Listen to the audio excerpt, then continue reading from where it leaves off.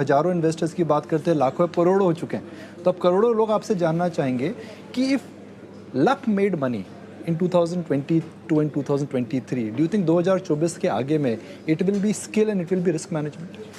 मुझे लगता है हमेशा ही ये स्किल है। अच्छा। उस समय 2021 में बड़ा स्किल इन्वॉल्व था, मतलब कोरोना के सामने आके अगर आपको शेयर लेना था, लक तो फेवर कर ही रहा है। मुझे लगता है ये पैसा बनाना नहीं, कुछ 800 करोड़ आदमी पूरी दुनिया के एक चीज में यूनानिमस है कि सबको पैसा बनाना है।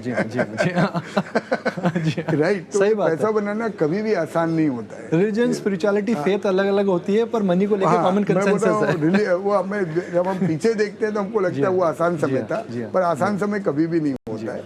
दूसरा मैं ये बोलूँगा, अगर आप रिटेल इन्वेस्टर हो और अगर तो इक्विटी में फेथ रखिए। इस कंट्री के ऊपर 5, 10, 15 साल का व्यू बहुत अच्छा है, बहुत तेजी का है।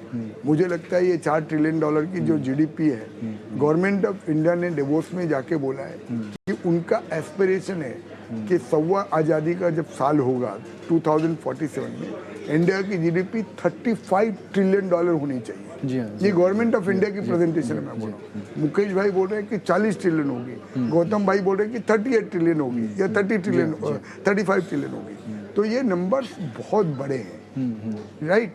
तो वो कॉन्टेक्स्ट में अगर अपन देखें तो हमको फेथ रखना होगा।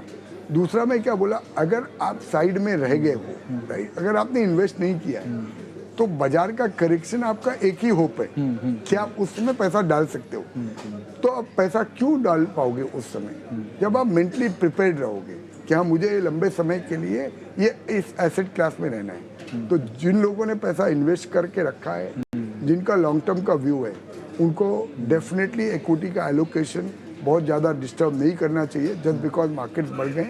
पर जिन लोग रह चुके हैं, और हमको मालूम है बहुत सारे लोग रह चुके हैं जो इक्विटी में है भी, उनका जो प्रपोर्शन इक्विटी में होना चाहिए निकुंज, वो प्रपोर्शन तो नहीं है। तो जो लोग रह चुके हैं, करेक्शन ही एक उनका होप है कि भाई जब कभी कभी करेक्शन आएगा तो हम डालेंगे पैसा। तो वो मेंटली प्रिपेयर्ड रह के रखो कि जो भी बाजार करेक्शन देता है उसमें डिप में लेना ही है। और उस समय US GDP, global macro concern, वो होएगा। उस समय ध्यान मत दो। मैं उस समय तो 10 कंसर्न होगा। पर उस समय अगर आप कंसर्न में रहोगे तो सिर्फ हमेशा कंसर्न में रहोगे, फिर तो आप गलत टाइम पे ही खरीदोगे ना। जब यू राइटली सेड, या आपको अच्छी न्यूज मिलेगी या अच्छा भाव मिलेगा। जब न्यूज बहुत अच्छी है तो भाव उतना अच्छा नहीं होगा, जब भाव बहुत अच्छा है तो न्यूज अच्छी हो ही नहीं सकती।